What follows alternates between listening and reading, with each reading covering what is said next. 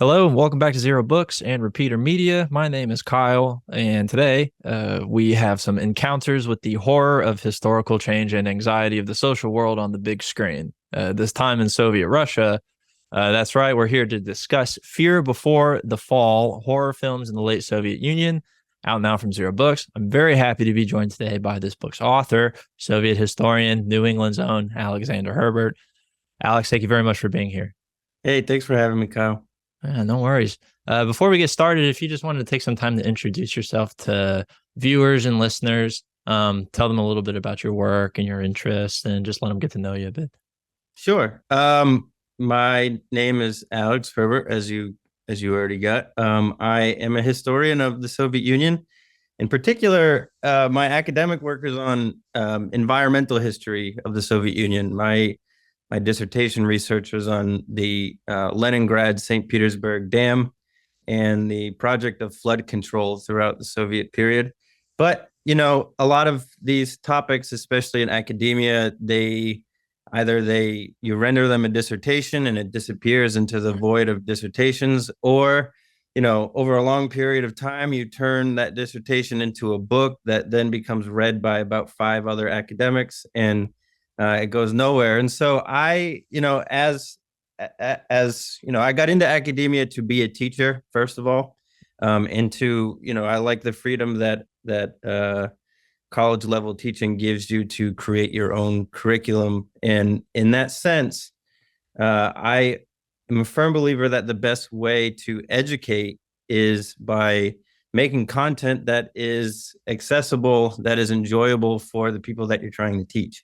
And so my first book was on the history of punk rock in Russia and the Soviet Union. And now the second book is on horror. And, my thinking is I grew up in the punk scene. I grew up loving horror movies. I still love horror movies. I still like punk. And so I lived in Russia for the first time in 2012, where I realized that, the Soviet Union and Russia had both of those things, punk and horror.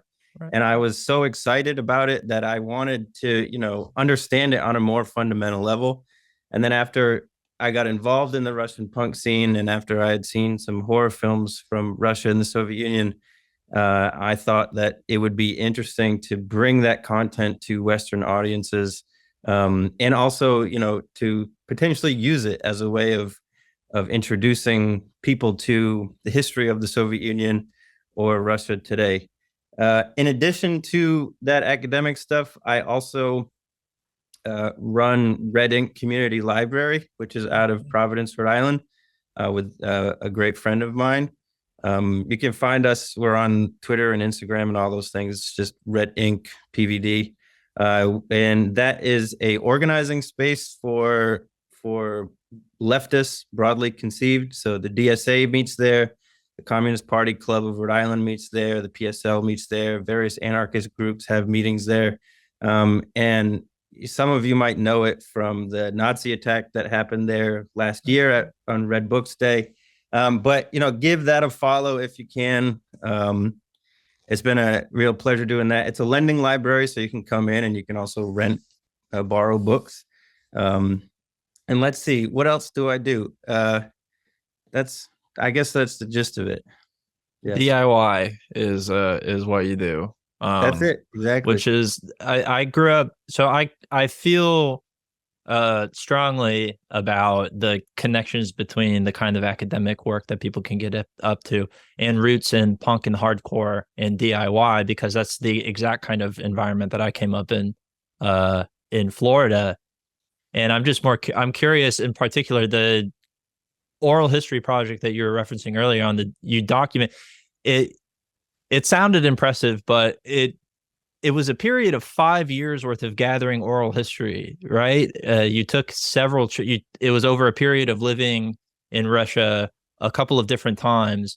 And you managed to take in the same way that you've done with horror that we'll get to in a minute, but you've managed to take a personal interest that involves the sort of big buy-in of the people who are participating, a bottom-up production of culture, if you will, in punk and hardcore, which it so often is.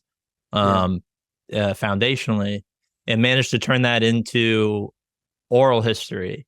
Um, what was that like? I think that's very it's a really unique, or it's oral history as a tradition is like perfect for applying to punk and hardcore, in my opinion. I was really taken by that. Yeah, I mean, punk has a big history of oral, of a big tradition of oral histories to begin with. Like, Okay. Please Kill Me, American Hardcore, all those like big books of that define the genre and subgenre. And My first exposure to Russian punk was in 2012. I went to some shows in Nizhny Novgorod, and I thought it was cool. And in order to practice my Russian, I did some interviews with some people, and just out of interest and intending to publish them in zines like Maximum Rock and Roll or whatever.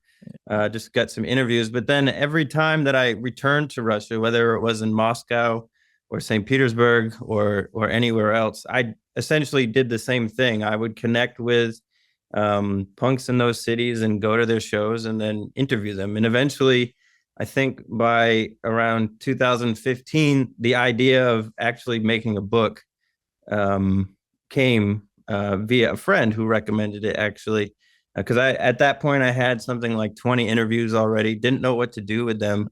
And so we were talking one night and he was like, why don't you write the book about it? I said, all right. But then I continued researching it. I delved into the Soviet period, which is the late 70s through the 80s, when punk actually kind of appears in the Soviet Union, or in the Russian Soviet Union. And it occurred to me from interviewing a lot of those older Soviet generation musicians, as well as newer ones, that this isn't really my story to tell. It's their story to tell. It's just that nobody had done it yet. And even they were curious about why does some American want to interview us or hear our story about punk? And from my perspective, and I'm sure from your perspective, it's super fascinating to hear that the Soviet Union had punk rock, and not only that, they had it before Perestroika and Glasnost. And most people don't know that they had it before Pussy Riot. And so the idea of doing an oral history was appealing because it allowed me to let the interviewees speak for themselves, and my only job was both to transliterate, translate, and then put these interviews in a narrative order that made Right. sense to me, which was chronological. That's it's really interesting to think about the way that DIY punk and then moving in horror as well sort of can dovetail in these interesting ways. Besides this, despite the fact how horror has become so popularized, how it became popularized in the West and in the United States, my when I was reading, when I was jumping back and forth between What About Tomorrow and Fear Before the Fall, I got struck by a memory of something that I had forgotten about. And in my punk scene in Sarasota, Florida, there's a movie theater called Burns Court, which is an independent movie theater. And for a little while, friends of mine and the general sort of punk, hardcore, and metal, the heavy music scene was doing a thing called Cinema Sounds, where shockingly, predominantly horror movies would get sort of live re-soundtracked by punk, hardcore, and metal bands. Hell yeah. It was my buddies are in a band called they're in a sludge metal band named after the local cryptid, the Skunk Ape, and Skunk Ape re-soundtracked The Fly. And that was a really memorable experience because it reminded me of how I encountered horror as well, which Yeah. is all the best horror that I've been told about has been some metal dude that, like, I'm in his house, someone's getting a haircut inexplicably outside, and he's like, "Yo, have you seen this?" And passes you the craziest thing that you've ever seen. Yeah, I Um, mean, think of like the Tromaville yeah, movies from the 90s and late 80s, or like What's the one about the alien TV, the TV that comes from the alien that comes from the TV, TerrorVision, Yeah. where like, one of the main characters is literally wearing a wasp t-shirt. So the connection between like heavy music and horror has always been, one that they're blood related.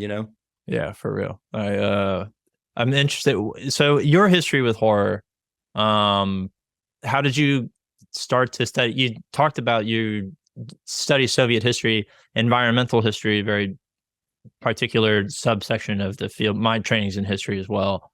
Um, I'm curious about how you got into the studying culture, um, and if that stemmed, I think, as you said earlier, from a long time interest in horror movies. Yeah, I think that culture is the primary vehicle, and that like people will develop an interest in the Soviet Union or Soviet history, right? Like whether it's music or art or cinema, whatever it is, um, culture is what I think resonates most with people. Even when you watch a video of a Soviet parade from, I don't know, the 1960s, that is still culture, right? They're still producing rituals of culture. And so I just through studying Soviet history, part of that is kind of immersing yourself in the culture itself. And so watching the movies that made it, watching the movies that didn't make it, and trying to understand them in historical context. So what I really love fairy tale movies from the Soviet period. In that, and they last pretty much the entire Soviet period. They begin in the early period, but they really have their peak in like the late 50s and 60s. And so within that genre, there's a very famous set director, Alexander Petushko, who some people have branded as the Walt Disney of the Soviet Union. He was this guy that he did cartoons as well as fairy tale films, and he had these amazingly vibrant, colorful, fantastical set designs that he would make. For anyone listening, you can watch the film Ruslan and Ludmila. It's on YouTube, and it's a like a prime example. It's based on a Pushkin tale, but one of the films that he was involved in was V, which is the first chapter of my book. And so when I watched that movie for the first time, I don't know, it must have been around 2012 or 2013. I was just fascinated by the fact that it was horror. It was a horror movie, kind of cloaked in folklore, folktale, because in that period, the Soviet Union didn't produce horror films. They didn't believe in horror films. They were bourgeois decadence, and they promoted violence, none of which the Soviet Union wanted to promote.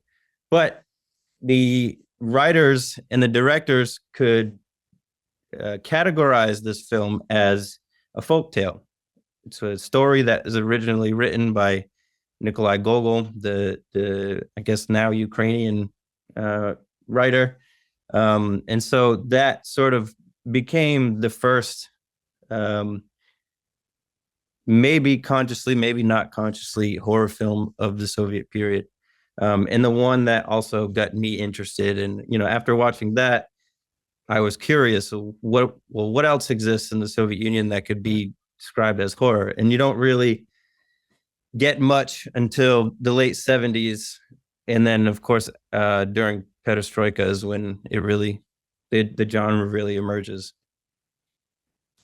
I want to pull from, yeah, I'll go here. There's a passage in the introduction to the book that I think really usefully describes a lot of what you just got into. The way that I was as I was reading, I thought it was a really useful. It's a really useful example of the way that historians have to sort of marriage the production of historical writing with a way of examining culture that accounts for what you describe in your sort of theoretical section for approaching this Weberian. You reference anthropologist Clifford Geertz, Mhm. who is pulling from Weber, and I'll just do the passage here. Geertz famously said, "Man is an animal suspended in webs of significance he himself has spun. I take culture to be those webs and the analysis of it, to be therefore not experimental science in search of law, but interpretive one in search of meaning." That's the end of the quote, and you begin here. Following that line, I interpret what is depicted in horror movies to be one of the most essential elements in understanding a country's culture.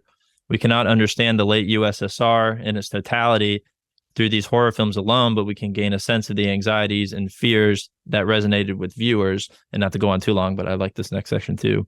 Whether the genre is interpreted through a psychological come Freudian lens, its fixation with body mutilation and excess, or even its willingness to destroy our sense of orthodox domestic space, horror, more than any other genre, strikes at the heart of our fears as humans. So throughout the book, you describe what you just got into before I went on that whole thing about the historicity of the historicizing the period itself, and you use it to approach culture, which in this Weberian sense is creating webs of meaning, and then on the sort of like other side of the coin way, the internally elusive anxieties and irrationality of human thought that you find in things like in Freudian psychoanalysis. How did you choose to approach writing the book? That's really the question. How did you choose to approach this, either theoretically or in terms of the way that you're writing history? What were the sort of decisions that you were making in trying to sort of set this thing and put this thing together? That's a really good question. I knew I wanted to write a book on the horror films of the Soviet Union, what little they had, and I knew that they are cultural artifacts of their specific time and place. You know, not all of them are produced in Moscow film studios. Some of them are from Uzbek film studios, and one of them is from Belarus, for example. And so I wanted to understand what they meant in a specific time and place. And so I began by just reading what was available in terms of historiography on horror films itself. How did other scholars write about horror?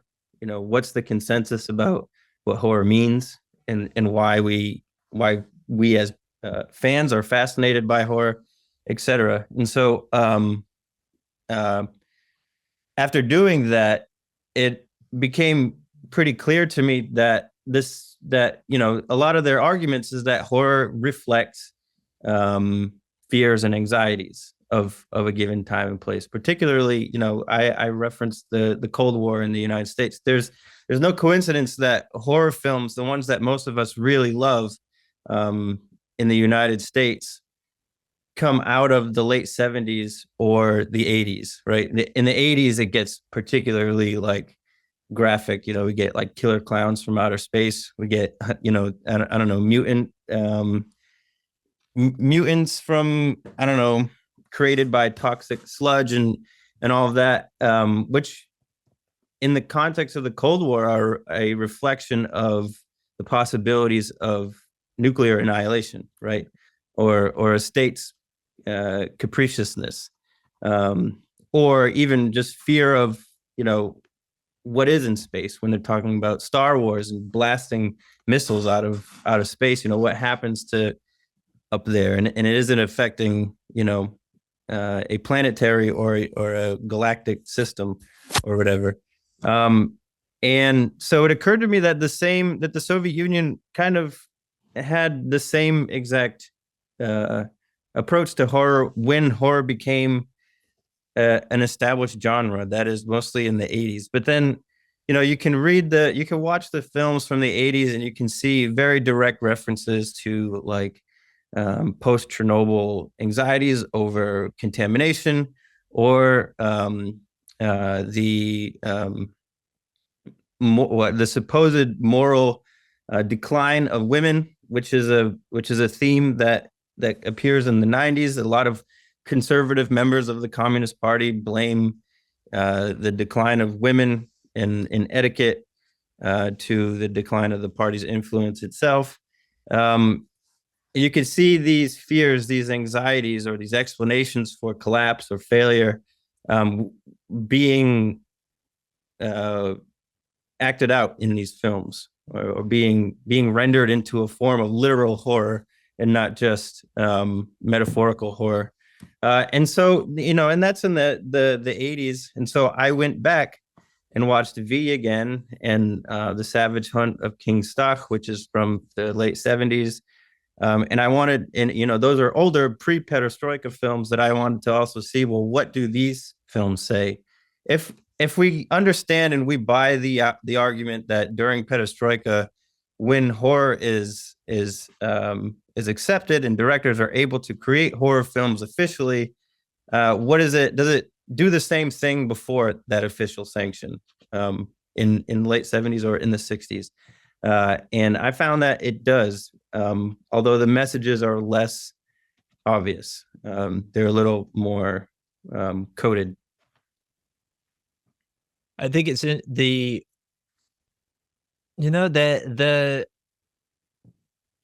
not all of the films, especially when you get toward the end, but the early films you're talking about, V as an adaptation of a Gogol story. A lot of the films that you talk about in here are literary adaptations.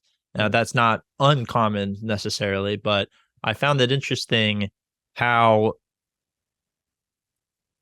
the literary works were acting in the same way of something that you were referencing. They were mediating the genre, if you will, and allowing for things that hadn't been able to sort of be said in that way to become expressed in a new way. And then the example, V being a very good example. Actually, I might have no.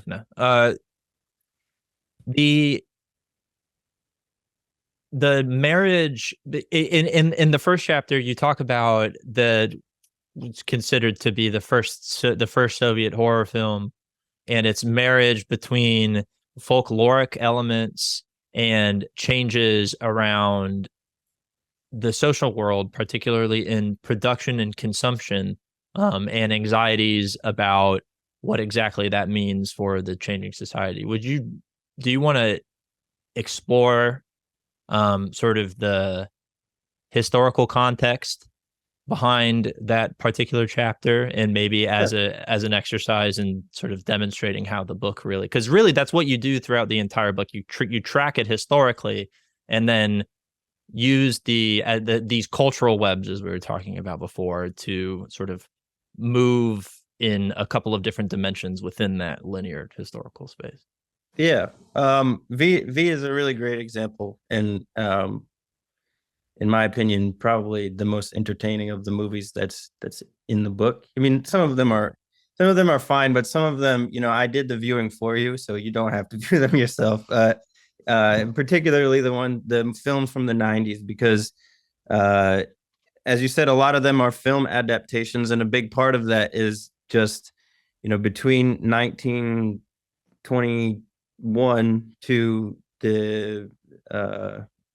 1965, horror as a genre just isn't really, it's sort of taboo in the Soviet Union. And so by the time you get to the 90s or the 80s, other than what's coming out of the West, writers and film directors don't really know what horror genre is, right? They have to sort of start from scratch.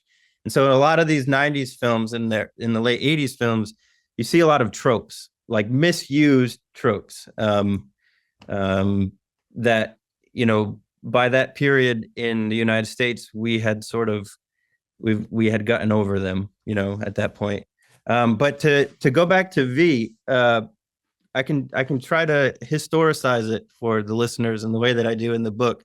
And that is firmly, the film exists very solidly within the period of Brezhnev's position as General Secretary of the Soviet Union, in which there are two things that are going on. The first one is what's called the little deal, and that goes hand in hand with what is termed the stability of cadres in the Soviet period. So I'll get back to those in a minute. But you can imagine that during World War II, and even after that, the Soviet Union had developed its industries, particularly its steel industries, to such an extent that it had become the second major producing power in the world.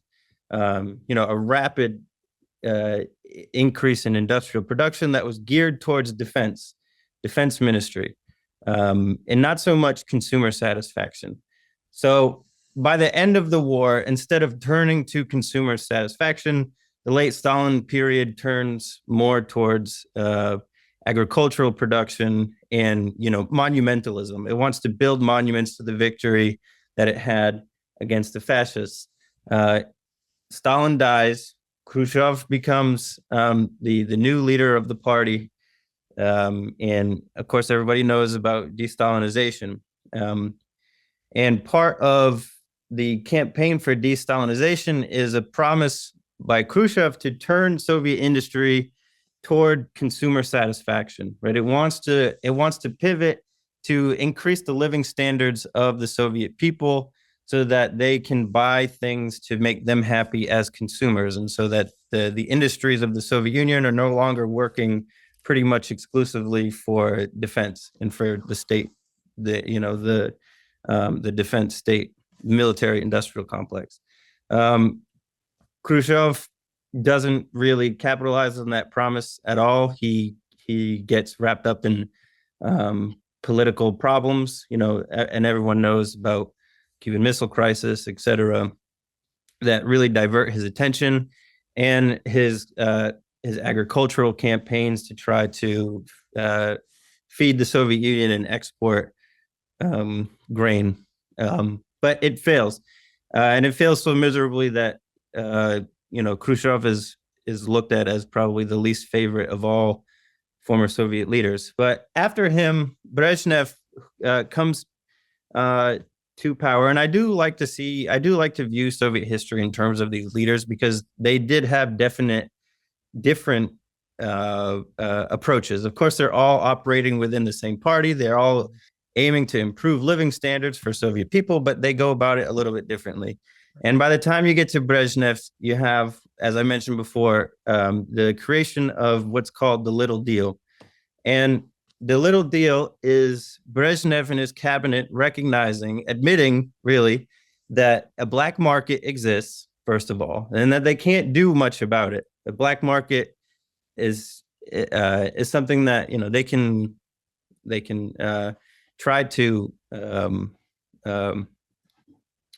can try to regulate, but it's sort of unregulatable. And so the Little Deal is essentially Brezhnev's cabinet promising that you can have your black market, right? You can have your limited market that operates underneath the surface of the official Soviet economy, so long as you remain politically loyal to the party and the regime. And so it's giving people access to formerly hard to get goods within the black market in favor of political loyalty.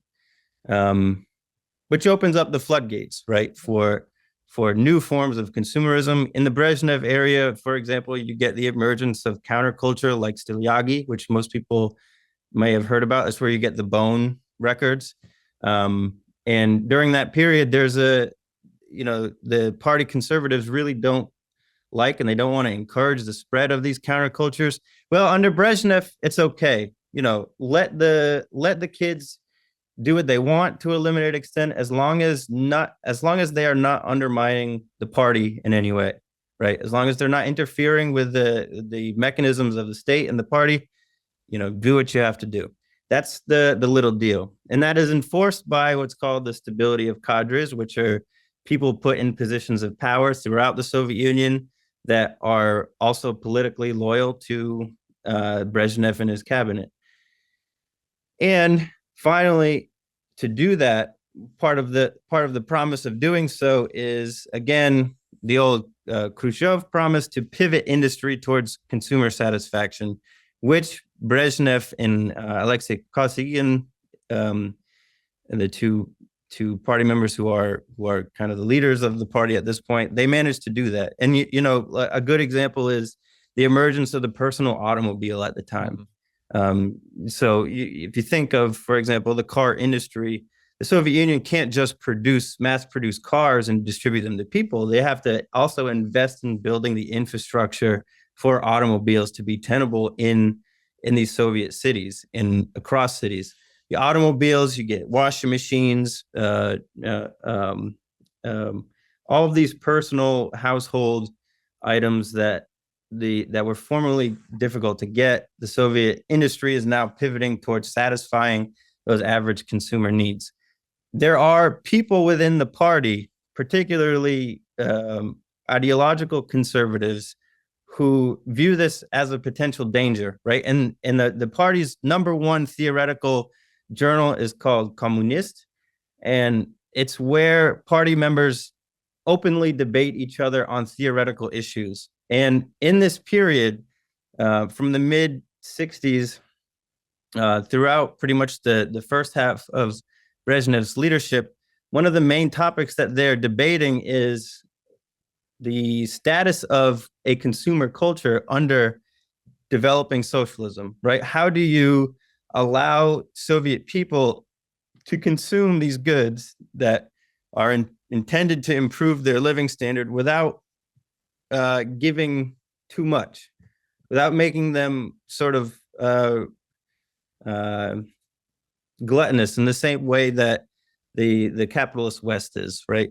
You don't want, I guess, too much consumer comfort, because then people start buying things that they don't actually need. And so the party conservatives and these, I don't know, pseudo reformists are having this lively debate in the party's theoretical journal. And V, at least in my mind, is in so many ways a reflection of this fundamental theoretical debate. It's the story of a seminarian, and in particular a philosopher, someone studying philosophy, who gets in trouble with a witch, and all he needs to do for 3 nights is to read the prayers over her body before she's buried. And he can't do those things without either resorting to alcoholism or tobacco, or engaging in all these behaviors in a sanctified place that he's really not supposed to be doing. It's interesting. Thank you for that, by the way. And what I like about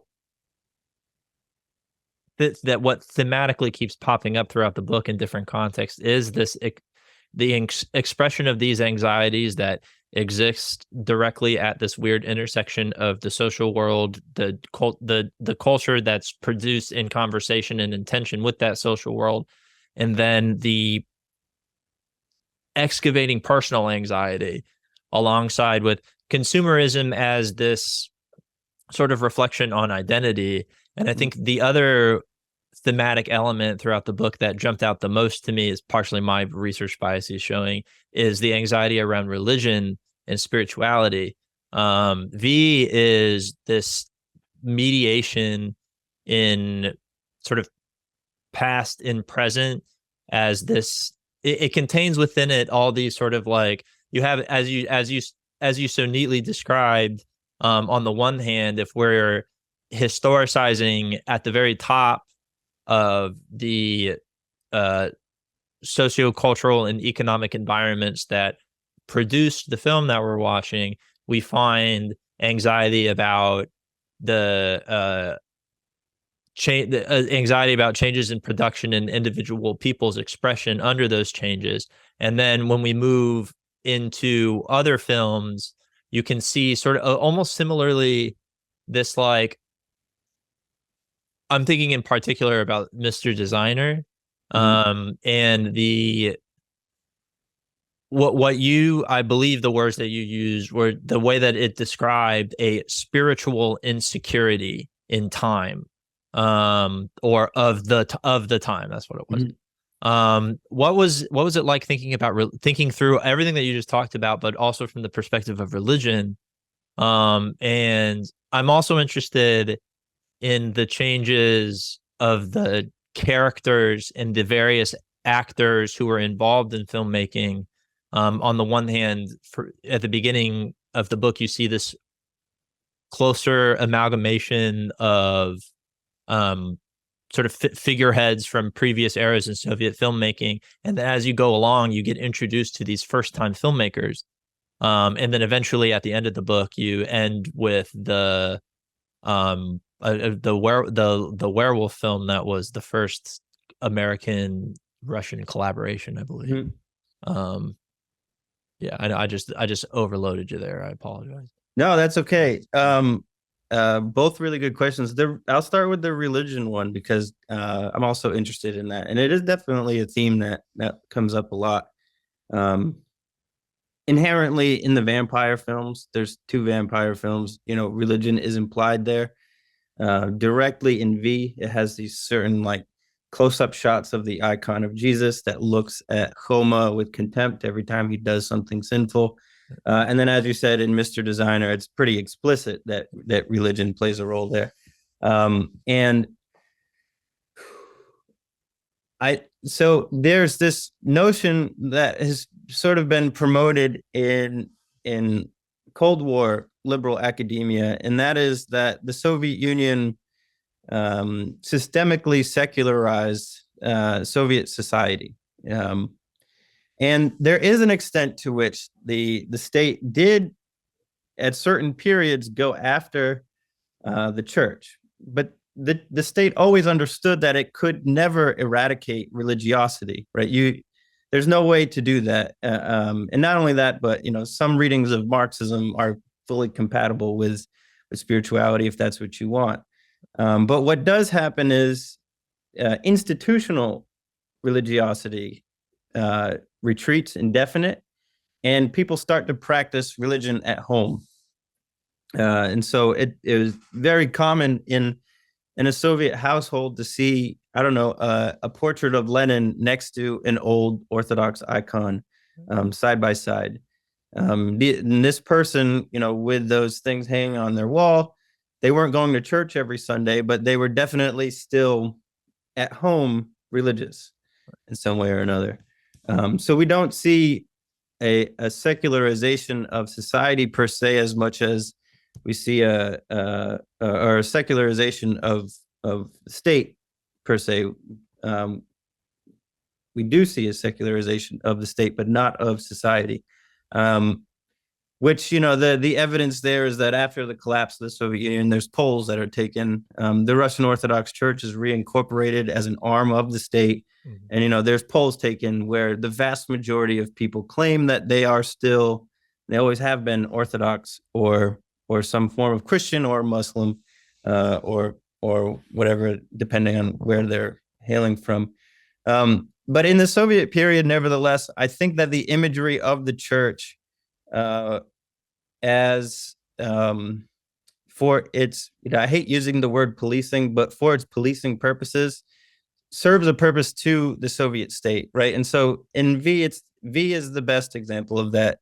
Every time Homa does something that the church would deem sinful or that the party would view as unfavorable, you get a shot of the icon of Jesus looking at Homa. And literally it zeroes in on his eyes, suggesting that, the eyes of Jesus, aka the eyes of the state, are watching you.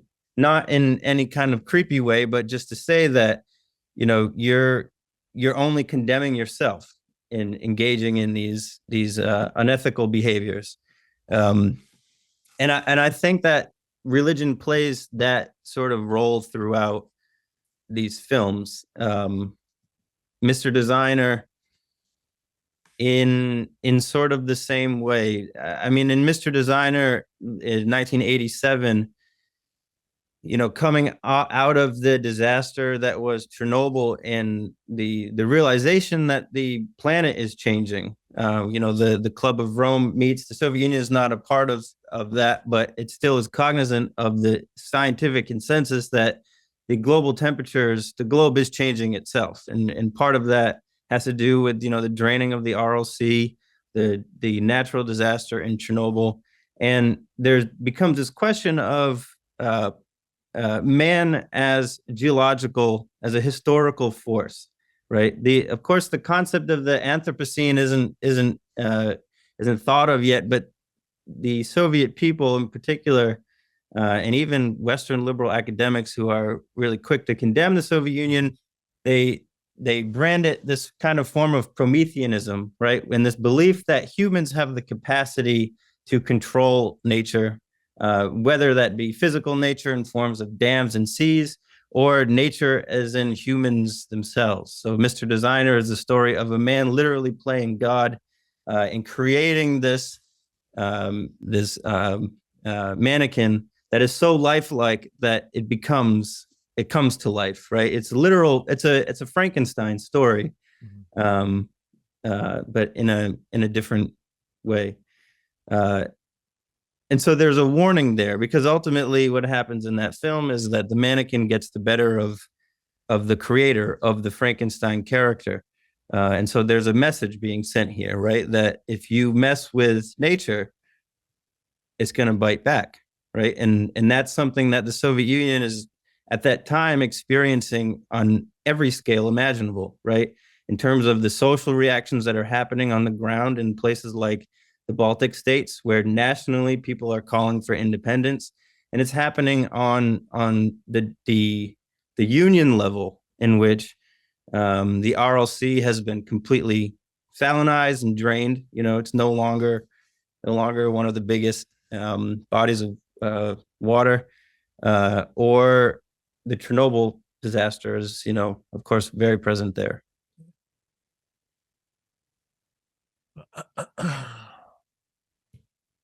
Yeah.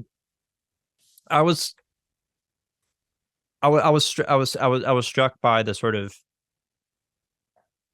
the predominance of sort of the personal intervention in divinity, and the warnings using the sort of map of divinity or of religiosity as a sort of a culminating set of warnings or signs or symbols by which we're expressing I think, as you showed very well over the past 30 minutes, a wide breadth of experiences and reactions to particular experiences, either from the political figures we're most intimately familiar with, or on the other hand, individual people, even so much as individuals in the production and the creation of filmmaking. Did you see did anything stand out about the particular filmmakers themselves that you examined, as they were sort of from the beginning and through 1991, where the book ends, how the sort of who was making movies, and what does that have to say about the sort of historicizing that we've been doing today? Yeah, that's also a really good question, and it's kind of hard to answer. In the case of V, there's a relaxation of the Stalinist censorships on films, and so by that time you get, the two directors of V are relatively new directors. Mm-hmm. They're given the opportunity to write and then direct the film. The first script that they make gets turned down for violating some certain censorship rules, and the production manager decides to bring in the veteran Alexander Petushko, who, as I was saying earlier, was responsible for all of these fairy tale films from the late 50s and early 60s. So he's like the seasoned, he's the very, very experienced cinematographer, director, set designer, etc. And he serves as sort of as an advisor to these young directors. And I think that pattern of relatively young novice directors carries out throughout the film, throughout the book itself. Most of the directors are young, and I think a lot of that has to do with, again, just the fact that the genre itself, these older directors had never used the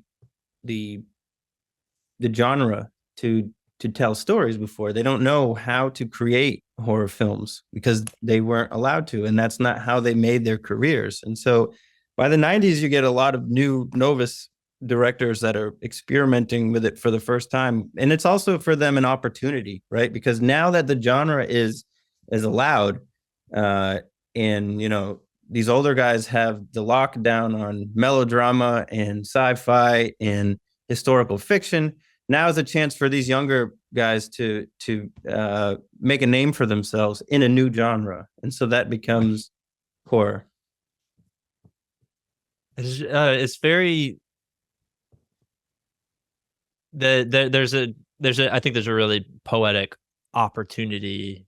There's a poetry in a young artist rising to certain opportunities that I think bookended our entire conversation personally, imperfectly.